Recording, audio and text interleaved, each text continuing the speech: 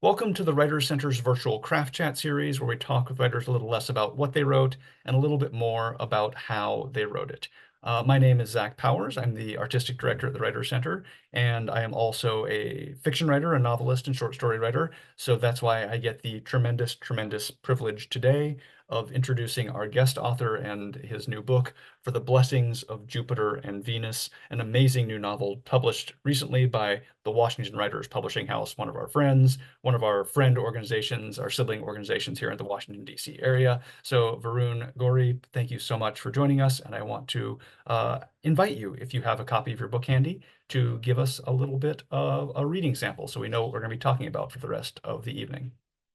I'd be really happy to do that, Zach. It's such a pleasure to be with you, Amy, for everyone at the Writers Center, and thank you all for giving literature and writing a little bit of your time tonight. I'd be thrilled to read a little bit. I'm going to read maybe a few minutes of the opening pages. How does that sound?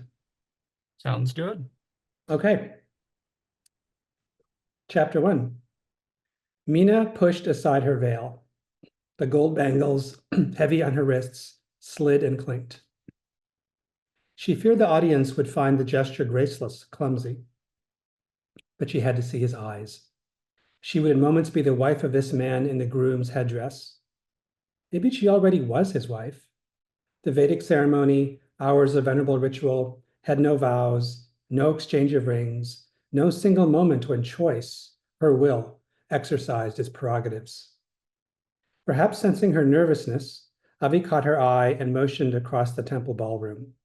He was offering the wedding finery for reassurance. He pointed up at the beautiful mandap, adorned with white and pink carnations, yellow marigolds, and fragrant red roses. He was smiling warmly, and his expression seemed to say, "These old, magnificent powers guard over you. The betel nuts and the bowls of oranges, apples, and coconuts. The sandalwood incense, the ancient incantations of the priest, now pouring ghee into a bowl, the sacred fire burning at their feet, the expectant faces of all the lovely women in the audience, sharp-tongued aunties in embroidered saris, the silly, sweet, nonsense uncles of his father's friends, the communal pride, the coming feast of buttery spinach and tandoori kebabs.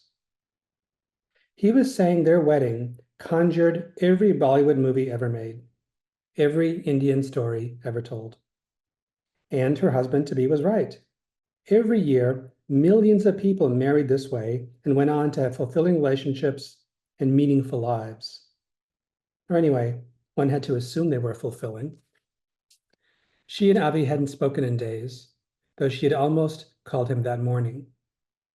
Waking up alone in the nondescript hotel, like any of the hundreds of interchangeable rooms she'd passed through for work, had been disorienting.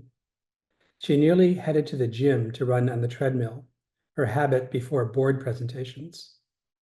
But this was no business trip. She decided not to call him because she didn't know yet if Avi consoled well or if talking to him would make her more nervous. Instead, she made herself coffee in the room. She convinced herself that arranged marriage wasn't strange. After all, could any woman say years later that on her wedding day she'd really known the man she was marrying? In the back, children were being children, shouting and darting between empty chairs in the last row. Avi's father was bowing to a man who sported a handlebar mustache, an aspect she and her sister once made fun of, but which now struck Mina as charming. On the other side of the ballroom partition, a waiter engaged his own small role in the pageantry, calling for more ice and napkins, this table, hurry up. The priest, a school director and retired accountant, there turned out to be no full-time Brahmin priests in small-town Ohio, asked them to recite Sanskrit phrases. Avi's voice boomed, prompting Mina's mother to look up, probably thinking, so it'll be a loud-talking husband. Mina let Avi's chants fill the ballroom, then spoke herself at low volume, her voice barely audible over the gas fire humming, the audience falling quiet to hear. She didn't know what she was chanting. Not that it mattered, as her mother might be the only one, other than the priest, who actually understood Sanskrit. For the blessings of the sun, the priest said in English, ladling ghee into the fire. The flames fizzled and flash. Mina saw her toenails, lacquered in gold, gleam reflected fire. For the blessings of the moon, the priest invoked remote stars. He called upon the asteroids in Jupiter, Saturn, Venus, Mars. He declared that a wedding is a cosmic event, said it was the same fire and light in the stars and planets that were in the bride and groom, the same atoms vibrating, living and dying and being reborn. He talked for a while. Avinash, Meena, now you lead each other around the fire 7 times, the priest said. This is the Agni Padakshina. These 7 circumambulations sanctify your marriage by the laws of Manu. As you walk, I will recite the vows of steadfast and lifelong loyalty. The priest instructed Meena to put her right hand into Avi's left. He explained that each step represented one of the great goods in marriage: prosperity, progeny, perseverance, etc., etc. You will know the others. Meena noticed her sister Vishali, in the midst of a selfie, smirk. She was probably asking herself if this priest come accountant was dragging and dropping across his spreadsheets. Or perhaps she was basking in the great goods of her own marriage, passion, and being adored. Her husband, Andrew, was away, unavoidably detained on an important business trip, which undoubtedly made it easier for Vishali to idealize love marriages, especially her own. Thank you. All right. So with our first question, I'd just like you to maybe let us know, in your own words, who the heck are you? Who the heck am I? I'm Varun Gauri. I was born in India, but then raised in the American Midwest, Minnesota, Ohio, Michigan. So I'm kind of like a Big Ten football, basketball fan. I root for all those teams. I somehow root for both Michigan and Ohio State when they play each other. I don't. That's Probably, unholy. That's unholy. yeah, one of those people. My family moved from New Delhi to Minneapolis in the winter, which was a shock, a real adjustment for everyone in my family. But eventually, I kind of came to see that there were some odd similarities in ways that come through in the book, and I hadn't quite anticipated. Like in Punjab and also especially Hindi-speaking India, people think of themselves as being in the heartland, like people in the Midwest kind of do. Kind of a sense of frugality, a sense of being like, kind of like really pursuing community, because it sort of can feel a little bit important because you're a little bit out of the way in the Midwest, and in India that's sort of a little bit fractured in Punjab. So I found those similarities as I was growing up. I went to then I studied great books in college. I studied political science and economics in graduate school. Worked on human rights and development economics for many years. Global development is really struggling at the moment. That's another conversation, but that really hits home for me because that was really my passion for quite a long time. I live in Bethesda, actually very close to the Writer Center. And I've been to many Writer Center classes and events. In fact, the very first chapter of this novel was first workshopped at the Writer Center with a teacher named Patty Kim many, many years ago. I have a lot of fun memories and happy to be here. It feels like coming full circle to me. Oh, we're glad to help close the circle, and hopefully it's not closed. Hopefully it's a like infinity symbol, and we'll keep returning again and again. So the first question that I like to ask in these chats is sort of about the role of revision in your writing practice. Like, when does revision come into play? Are you like thinking about revising as you're drafting, or do you get all the stuff on paper and then from this raw material go back and sort of revise from what you end up getting on the page? Well, I'd like to say the latter, what is that expression, write drunk, edit sober. Like I'd like to say that's the kind of person that I am, just letting it loose. And I'm hoping, when I come to my next project, that's what I want to do.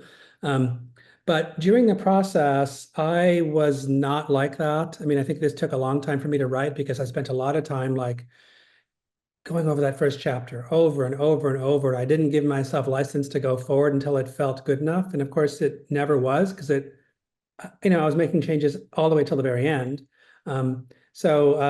I think as I was writing it, this was my first novel. I was really, perseverating, over, working on the language.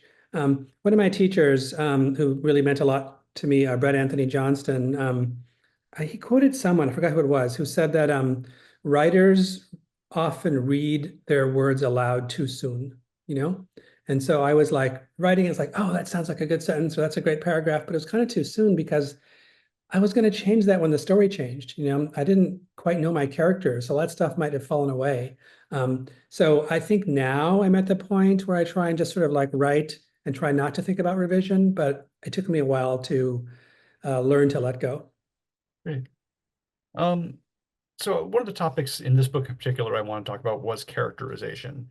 So one of my broad categories, if I were putting this book into a category, or into multiple categories, would be character study. I mean, there's a lot of like diving into the two main characters, the two main players with, we'll talk about point of view maybe in a minute. There's alternating points of view, so we're inside their heads in alternating chapters. But these two main players are both interesting, they're well developed, and we're inside their heads in a way that always makes them feel like people. There's some inconsistencies and imperfections, maybe, not perfect logic machines. These are people grappling with real emotional subjects. So how did these characters come into existence for you? What is your process of character creation? And maybe going back a little bit to revision, is it part of the bigger writing process, or does it have sort of standalone aspects, like some authors will create character Bibles completely separate from the drafting of the actual work? Yeah. I mean, I think I started with character and setting. I mean, some people start with plot, but for me, I had my characters and the setting to begin with and tried to use that to generate the plot. And in my case, Avi, actually, who was originally named Akhil, is first in the very first chapter, which I mentioned, I had, critiqued at the Writer Center. He was in a yoga class very early on in the first draft, and he was, of Indian origin, going to yoga class, saying, they're using these Indian words. Why are they saying namaste at the end? It's basically like saying hello, goodbye. Like, do you really just, that's weird, At the same time, he himself wasn't fully in touch with his own Indianness because it was sort of the ancestors and the parents were a little bit dislocated too. So he didn't really grow up with that. So it was set up as this kind of uh, need for identity, but confusion about who that might be. That's sort of that I found that very interesting. It was a little bit personal, and then it became something a little bit more, it sort of became something about cultural complications. And for in the Mina character, she is much more cosmopolitan.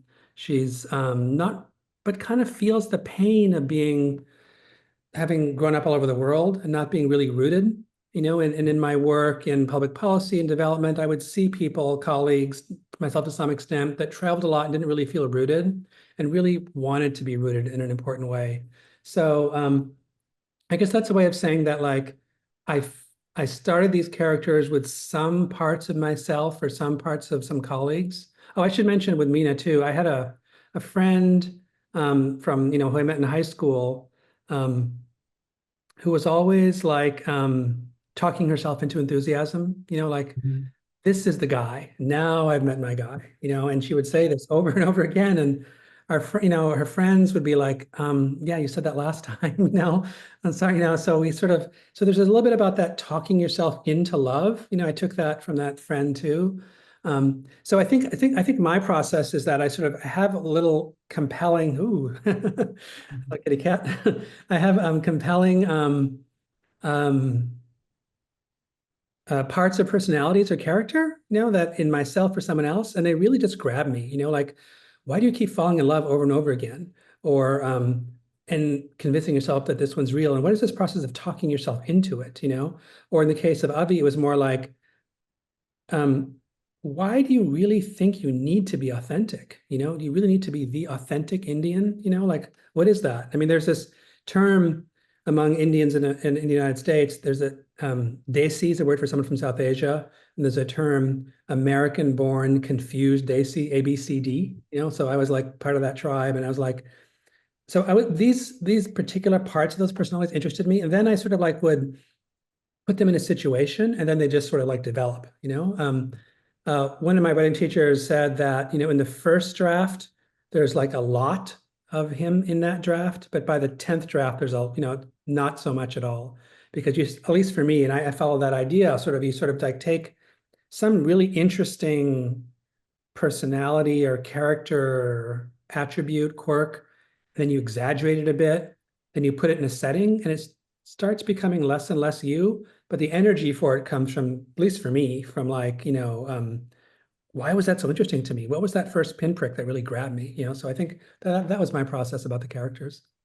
You try to preserve that little first pinprick in some way? I mean, or do you actively like try to hold on to something of interest even as you're moving away from the initial inspiration?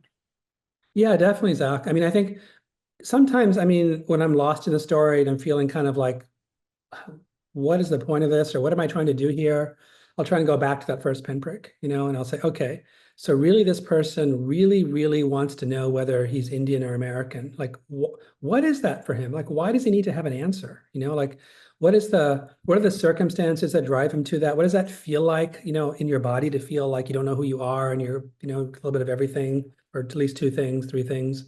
Or in Mina's case, like if you're feeling rootless, how would that manifest? Like if I was talking to you and I'm feeling a little bit rootless, I might feel like, okay, this is actually comfortable because it's like a business meeting, It's like we do this for work. It would in this mode, I'd go back to it to think about what would the what would the feelings be in a different situation, if I can't like generate or relate to the character. Thank you. Um, so sticking with the characters a bit, I mentioned that the chapters alternate points of view between the two main characters in this marriage. Um, I guess my first question is, what are the challenges of writing in alternating point of views? How do you create voices unique to each other, or unique to each, pardon me, and then how do you maintain that uniqueness as you're sort of bouncing back and forth between the two? How do you not accidentally slip into maybe the voice of another character, a more generic voice where you're trying to, and I should say this is third person close versus first person too. So it's a slightly different thing than it is alternating points of view, but third person close, not like the I statements are not happening here. So yeah, how did you create these and how do you maintain them without losing the focus of each perspective? Oh my God, I'm never doing that again. I'm never doing that again. That Good was so answer. hard. What for me as a first novel, it was like so hard. Um, I mean, I think if I had had the plot fully mapped out, then I could sort of like think through like, okay, uh, here's what this person would be thinking through and feeling at this moment, and here's what the other person would be thinking through. The husband, the wife, like that. But I hadn't quite mapped out the plot because I started with a character, so it was like just having them talk to figure out who they are, and then they would spin out in one direction. Like in an earlier draft, Avi at one point he bought a cemetery plot. I don't know why, but he bought a cemetery plot in one early draft. And then I was like, what is Mina going to think about this? And I was like, but that has nothing to do with who she is. Like, why? And I kind of got lost with the whole, the story itself. So I found it very challenging. I mean, I think I chose to do it because I was interested almost from an ethical, moral point of view. Like there are two points of view in a marriage, right? Sort of, and I think that the ambiguity of that and the idea that there's no right perspective was really interesting to me.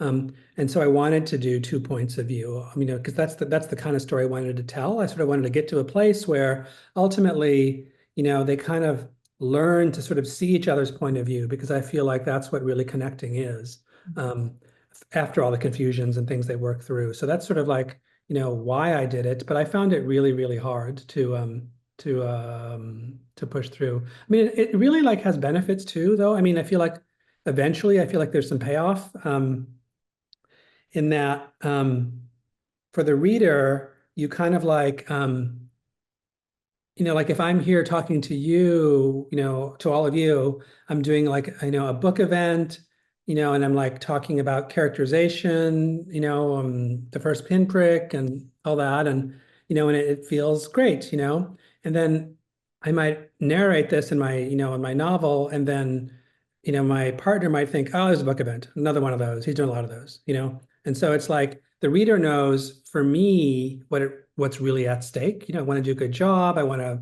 feel excited. I want to share my work, my passion, you know, and then, the partner might think, oh, there's a book event, but the reader gets to see that how there might be missing each other, So like Avi's like doing political events, he's getting pushed around a little bit, trying to fight back, but he can't.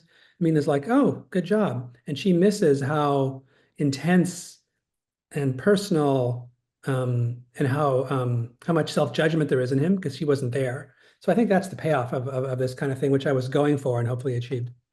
No, absolutely. I think you do. Because I mean, one of the things, I mean, I was also thinking just in terms of dramatic irony, that it's a way to put more in the mind of by switching back and forth, the other character can add to the dramatically ironic potential. I don't know if that's the right phrase, but the potential for dramatic irony in the next chapter because they have shared information that the other narrator doesn't know and will be acting in the absence of. But then anyway, so it's a really great method for creating that kind of dramatic irony, which is a great form of tension, a great form of meaning making. I sort of think everything is a little bit dramatic irony in writing, that we're always hoping that the reader's getting more than the characters can possibly understand. But in this case, I think it's really deliberately and well done.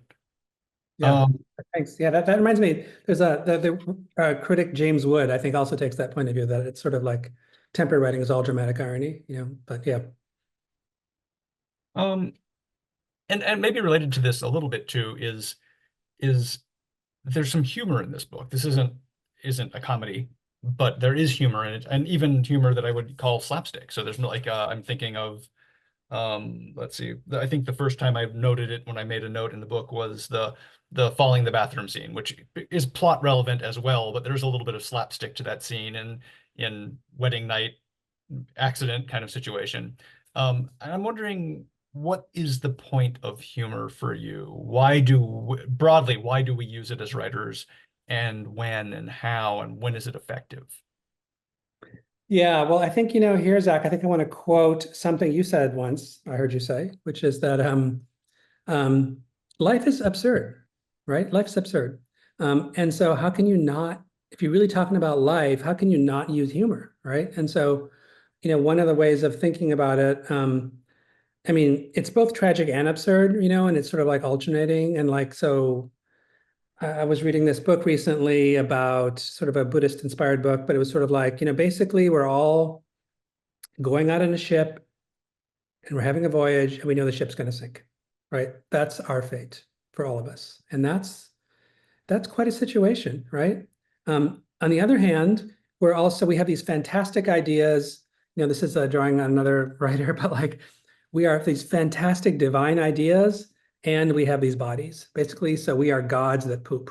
It's like, uh, so it's kind of absurd to have these fantastic ideas and and also be so limited in many ways. So I feel like humor is really central to for me, for the actual experience of life. I don't think it's like a distraction or something. I think there's a kind of absurdity and craziness that's really fundamental, I think, Um, and so I think that's part of it. And I think it's also what else? It's kind of like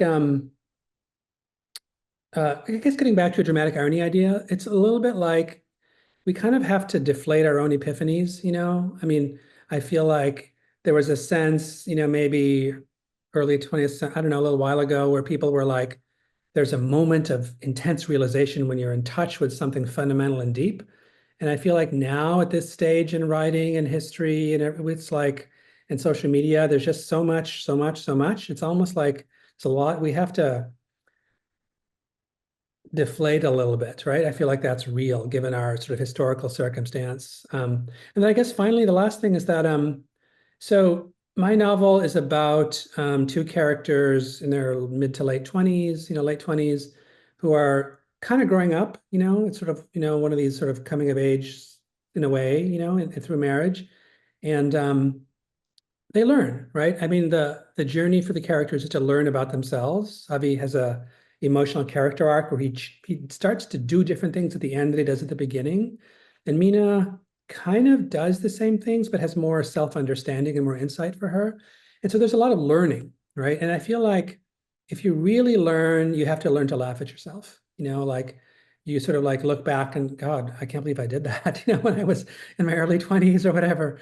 And so I feel like that's humor is crucial for this kind of coming of age story too. Yeah, thank you. I do want to remind everyone that we absolutely welcome some audience questions. Please put them in the chat window, and I will begin asking them probably about as soon as they arrive at this point. So please bring us some questions in the chat. I'd love to ask your questions.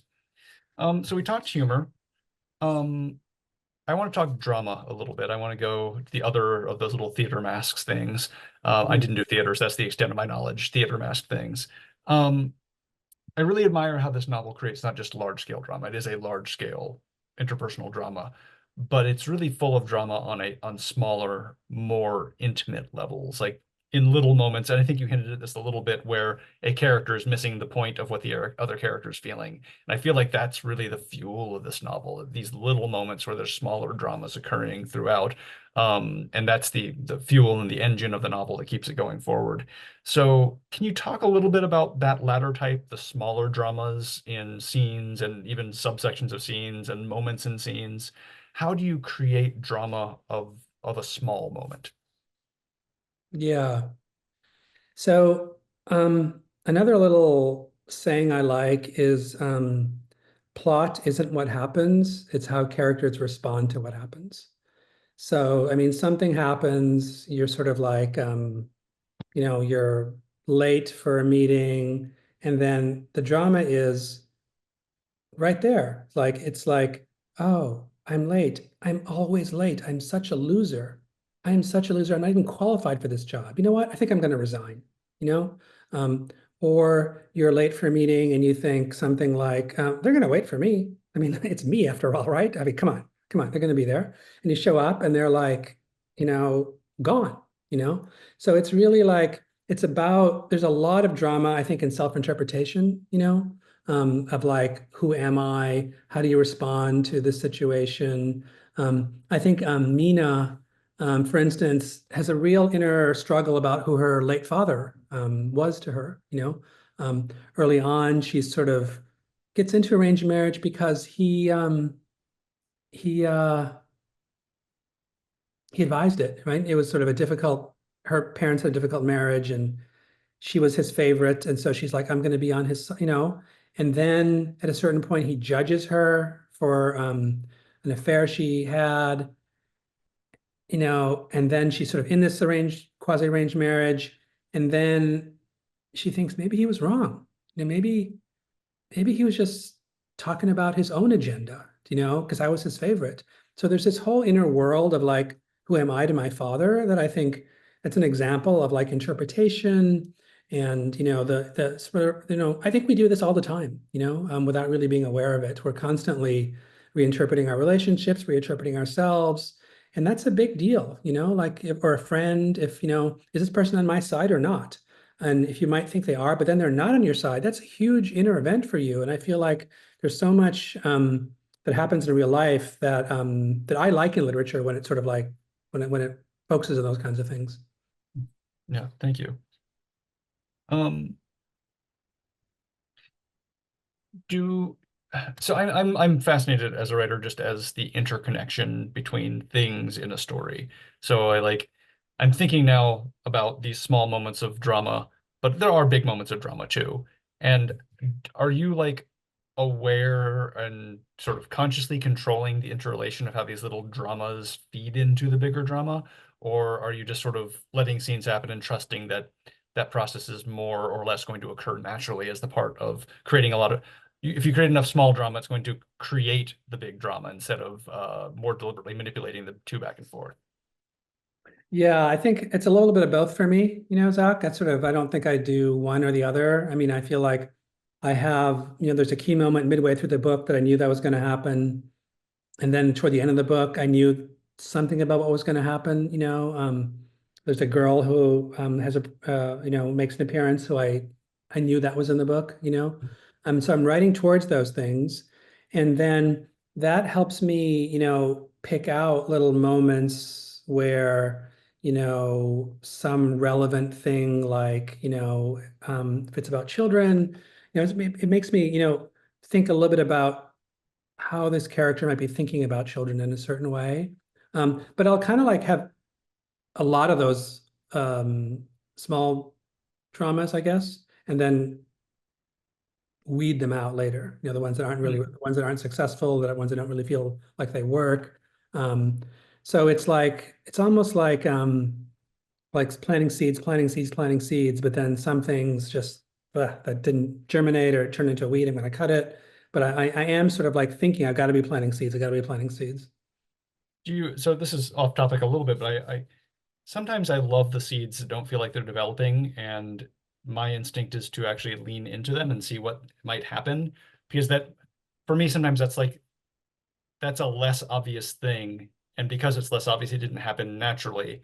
But if I tend it in like the gardener metaphor, then maybe it grows into a more interesting, unique kind of plant object, narrative object than would have happened if I pruned it out. Do you ever find yourself, it's sort of the anti-kill your darlings speech. Do you ever find yourself preserving something in the hopes that with some instinct that it might have potential beyond what it has at the moment? Definitely, definitely. So, I mean, for me, sometimes when I'm trying to get some energy and into the book, I'll just play with words, and it'll be like, okay, that's a funny word, or I'll play with a joke or something, and then it might be like, it might be something that I mean, well, so early on in the book, there's sort of a little subplot about about a birthmark, and this is very common in matrimonial ads in the subcontinent, where you're, back in the day, I think it still happens, but less often. You're like, I'm 5'4", medium dark skinned, short hair, and a small birthmark on my above my right shoulder. People will reveal this kind of thing, in these ads, and I thought it was just kind of like. Um, Kind of ridiculous, And I sort of like was like quoting some of these ads for arranged marriages, like, oh, this is ridiculous.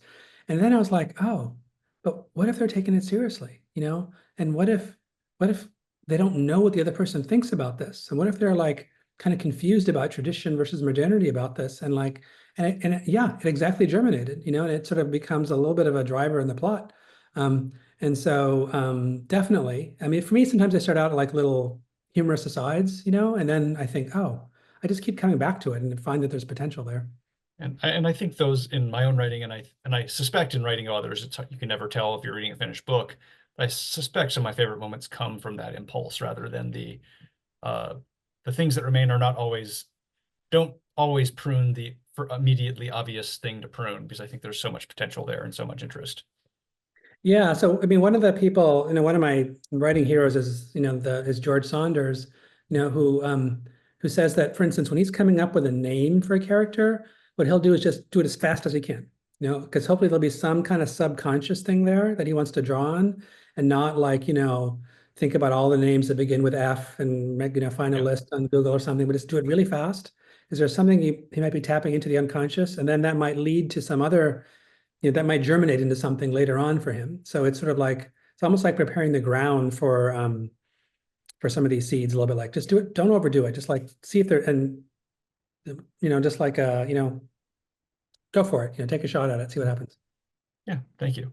So in the chat window, we mentioned playing with words, and this question comes from Jonah Colson, who is one of the co-presidents of Washington Writers Publishing House. Shout out again to a wonderful partner organization. So Jonah asks, I know you also write poetry. What are some shared craft between your fiction and your poetry? Hey, Jonah, thanks for the question. So I started writing poetry. I first, I took poetry classes in college, in grad school. And I feel like think about what I find fascinating about language is that it's both a way to understand the truth. It's kind of like how we access the truth. Um, by describing things really well and carefully. And it, scientists use it for like cause and effect, and it's really has that function. But it's also really a way of hiding things, and masking things. Um, you know, like like someone says to you, I'm not angry. It's like, they're like, so it's really a way to hide and hide things from yourself, hide things from others. And I feel like in poetry, um, it's just very, it comes up a lot for me when and maybe in the kind of poetry I read or something, it's like really good descriptions of things, but then also things that are sort of a little masked that become clearer.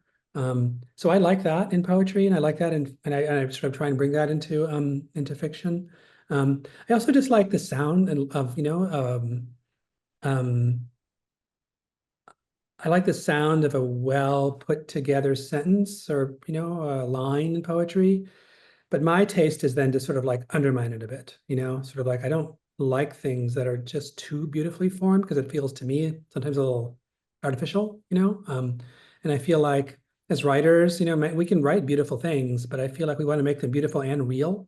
And I feel like in poetry, the kinds of like I think of like C.K. Williams, who I really like, um, who does this kind of thing, or Wisława Szymborska, the Polish poet I love, who does this kind of thing, is always like writing really sort of nice set things and then undermining and undermining. And I feel like I have that taste in fiction, and I think I got it from some of the poets I like. Great, thank you. Lots of positive comments coming in here. Another question, though.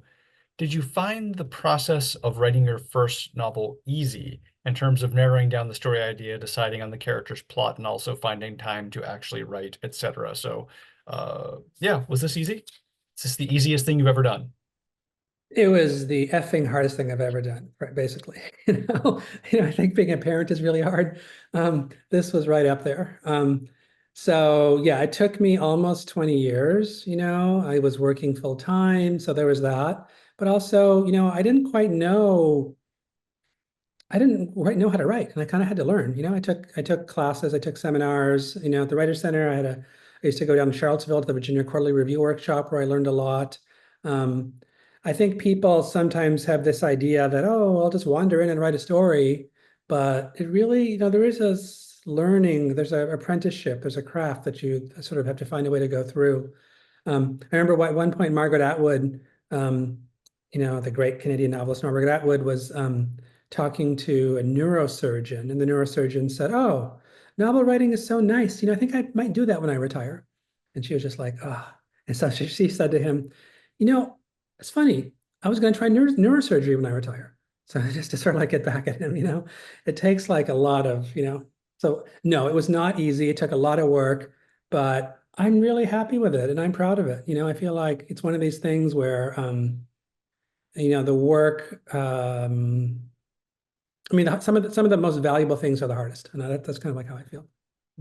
Is the next one going to take 20 years?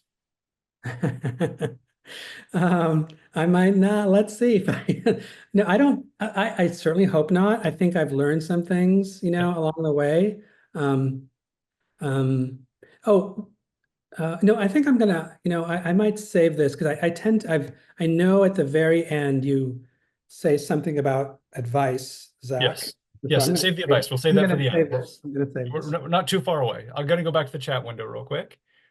Someone said they loved what you said about plot. Plot is their weakness, and they're curious how you used your characters to create the overall plot and structure of the book. So how the characters uh, led to the creation of these other macro scale elements. Yeah. So another George Saunders line I like is that like, one of his tricks is oh, by the way, I have all these like little pieces of paper I use for inspiration that are, basically writing advice from various people I like. I put them up around, that's just kind of what I do. But one of them is he says that he learned a trick, which is that if you describe a character really, really specifically, and exaggeratedly a little bit, plot just happens. It's like if you really, really describe someone like um, in detail, like their um, hobbies, their job, their family, their loves, their passions, their annoyances, their pet peeves, their their draw, then the plot sort of like takes off. And so for me, in this case, I had Avi, who I knew was sort of like kind of ethnically confused, but he wanted to be like, and he was choosing this quasi-arranged marriage to sort of please his parents, but also to be like the dude of this small little town in Ohio, of the Indian community. He wanted to be the dude. So I'm like, okay, so what is the dude? Okay, so what's the dude going to do? He's going to go out and get financial backers. He's going to give speeches. He's going to run for office. And so that generated plot that ersatz dudeness. And I think in Mina's case, she wanted to really settle down. Here's this woman who's like has a PhD, has traveled the world, has lots of opinions, lots of ideas. She's like, okay, I'm going to settle down. And then, oh, in Ohio, then her mother-in-law wants her to watch soap operas. Oh, and then she's supposed to be a good, cook and do all this kind of stuff. And sort of the whole, gender equality side sort of gets highlighted, and those tensions come up, and that sort of becomes one of the battles she has to go through. So I think it was like really, the specific characters in a specific place. And you'll find frictions, at least for me, I find frictions then, very, very specific person, a very, very specific place. No one's a perfect fit for their environment. And so that's going to begin to generate, responses and counter responses. And I think the plot follows from that. Okay. Thank you. We have a question from a poet in the chat. Does novel writing help character development in poetry? And I might expand that too. Like I think we talk a lot about how poetry can help novel writing, but maybe we're not doing the opposite discussion as much. So how does the novel writing more broadly influence your poetry? Yeah, that's a good question. Um, so uh, I guess what comes to mind, I read this interview of Kazuo Ishiguro, who I really love and admire. And he started out as a songwriter. Like he took his, before he wrote, Remains of the Day and all his, he took his guitar out in California. I read an interview of him and just traveled around. And he decided he wasn't a great songwriter. He was no Bob Dylan, but he got a Nobel Prize anyway, in literature, just like Dylan. So anyway, he says that the thing about songwriting is that it helps you with first person point of view, because you're sort of just telling a story. And I feel like in lyrical poetry, it tends to be often very first person, first person-y, and so I think that um, for me, because I have this impulse to undermine that epiphany, I would bring that to that first person point of view a little bit in poetry. Um, and I also think that the thing about novel writing, and this is, I guess, a second point, which is that um, I like poems that move, from point A, from a certain perspective to another perspective, not just 13 ways of looking at a blackbird, but like, just sort of like I like the mind in motion in poetry, sort of moving from a certain place to another place. And I feel like that's what novels do. Like novels are really about stories and changing in time. And I feel like getting a feel for that can help sort of like create some momentum and energy in poetry. Thank you. Again, from the chat, I also work in international affairs and have worked in development. How do you break creative writing from the writing for the rest of your work? How do I, the last How do part you again? break creative writing from any writing you do for work? How do I bridge or divide? Break. Break. Okay. Yeah. Yeah. So separate. Yeah. Right. Yeah, that took me a while. I mean, I honestly, my early drafts were kind of like there's a pro-arranged marriage character and an anti-arranged marriage character. It was almost like a fable, like a proof, like I wanted to sort of like narrow it down. I was sort of like arguing something. It took me a while to get to a place where I was like, everyone's got ambiguity in them. No one's all, black or white, everybody's gray, and they've got these complexities in them, and that's what makes for good novels, I think. And so I had to unlearn some of that academic style of proving something. So that was one break that I had, between the two. And then I think I also um, Well, I'll just tell a story. I'm not quite sure why I want to tell the story, but I feel like there's a relevant point here. I had a senior UN colleague, um, and this is back, many years ago, and he was like, "What'd you do? Vacation? What'd you go on vacation?" He's like, "Oh, I wasted my time reading novels." And part of me was like, "You wasted your time reading novels?" You know? But I think there's a sense that in the development world and the policy world that this isn't serious, and I think honestly, I feel like it might be a holdover from colonial days, where like, the guys would be out there, negotiating with the tribes and whatever, and the women would be having tea parties and reading novels back, back home in the manor house. And so I feel like there's a sense in which, it's not serious, that's sort of like so I think, oh, I guess this is the point. Like, I kind of felt like I had to hide, my interest in literature a little bit from my colleagues because it wasn't serious. Or was maybe things have changed, and that person I spoke to, senior UN colleague, was a generation above me, or more. So I think maybe things have changed, but still, there's this sense that it's not productive, it's not serious, it's not making a difference in the world, that kind of thing. So I would sometimes, not talk about my writing or, avoid it or something. But now it's changed. I know I have a couple, colleagues who've actually also just published novels. So, but it's definitely something in the DC, policy world that people don't necessarily, know what to make of, to be honest. Yeah, I mean, we have a mutual friend, Tope Falarin, and I've talked about him before in the context of he carves out time like every week to consume art. I mean, he's been museums, movies, art films, and he's a novelist and reads a ton and writes book criticism and things like that. And my observation though was that he's just broadly smart. He's broadly informed. He's broadly imaginative. And that is where his strength in policy comes from. So it's sort of like people who don't get it aren't getting that like living broadly is actually informs the hyper specific things you end up doing within a specific job. So that's my argument against not reading novels. Well, that's a good point, I have to say. So I felt like, when I was, in my academic writing, I was really interested in storytelling, sort of like not just economics, but identity economics, and not just rational choice political science, but sort of more case studies and context specific. And so I kept trying to bring this interest in stories to social science, and trying to keep that stream alive because I mean, I think it's real. I think that really does motivate people, motivate societies. Right now, in America, for instance, it's like some people have a story about, what makes a country great, and they're sticking to it, despite it's sort of like they're really wedded to a story, So I feel like there are definitely connections, and I think there are, ways to bring them together as, despite the fact that some people want to divide them. I think personally, I would sort of, I would, I went to conferences and talks. That's what I did to sort of keep that alive, Uh, I didn't mention some of those. Yeah. Being an interested person lets you do interesting things that uninterested people can't do. So be interested. That's my thing. There's a question in the chat, and it's one of my favorite questions to ask.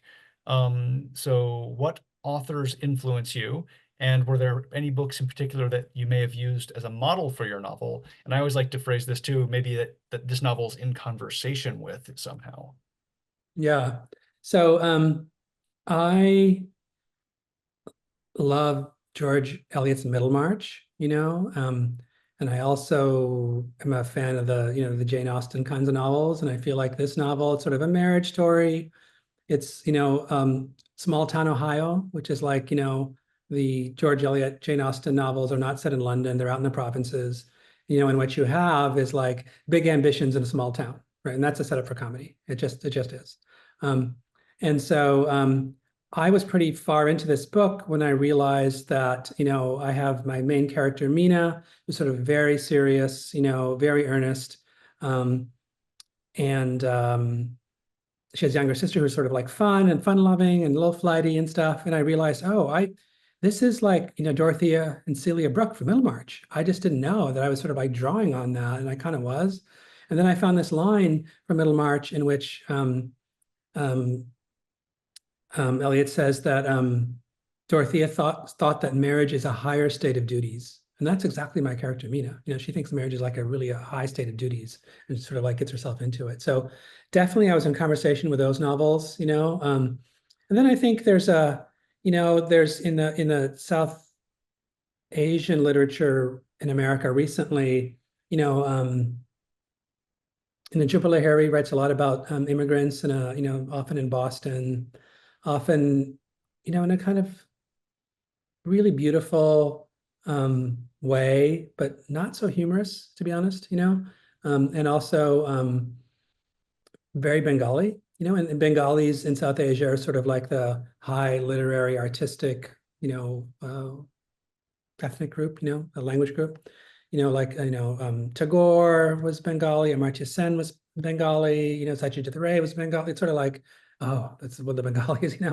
That's what they do. But now, there's a more like, rough and tumble, more Punjabi. Like my family's Punjabi, and it's sort of like a way of being Indian that's not so beautiful and ethereal. The suitable boy, that kind of stuff. It's more like, people on their wedding night, throwing out their back, and stuff like that. It's sort of like goofier stuff. And so I think my novel is sort of in conversation about a certain kind of ethnic Indianness with some of those other novels too. Great, thank you so much. I think we're almost here at the end of the time. So you had mentioned you had an answer for what is our final question. So I want to make sure we give you time to answer that, which is, what's one piece of advice you give to a writer just starting out? Or maybe to phrase it another way, what's a piece of advice you give to yourself? You went back to the 20 years ago when you're starting writing this novel project. What advice might you give to past Varun? Yeah, so I think that one of my teachers also said this to me, which is that, like, he says, and I'm quoting him, Brett Anthony Johnston, our job as writers is not to be efficient, it's to be curious. And I felt like I wanted to finish a novel. I wanted to finish a novel. I wanted to put it together. And that desire to finish the novel quickly got in the way of finishing the novel quickly. I think if had been more curious, I would have just sort of like explored more and not, like rushed to the end. And honestly, this long process of, it's taking so long and then finally giving into the curiosity and letting it sort of like guide me in a funny way. Now I feel more efficient. I feel like in this novel, I'm going to be able to, I think I know what I want to do, and I know the process because I've wandered a lot, right? I've just sort of like really, really wandered in the woods for a very, very long time. And now I'm not scared of being lost in the woods in the same way. And I kind of know what those woods are, but it took that kind of letting go of the efficiency and just being okay wandering curiously and following leads that really I feel like I learned more about the writing process and learned about what I can do and what I like to do. That's a beautiful thought to conclude on. I'm going to share, though, the one thing I've pulled from this is you use the phrase deflate our own epiphanies. And I love that concept. I love that phrase. I love the music of it. So I'm going to be sharing that one broad and wide forever. The idea of deflating our own epiphanies is like a point of literary merit. So Varun, thank you so much. Everyone, please get a copy of the book if you're able. It's amazing, it's wonderful, and you will be greatly rewarded for reading it. And Varun, thank you so much for joining us this evening. Thank you, Zach. It's so great to be in conversation with you. Great to see you. Thanks everyone for joining. Have a wonderful evening. Hope to see you soon.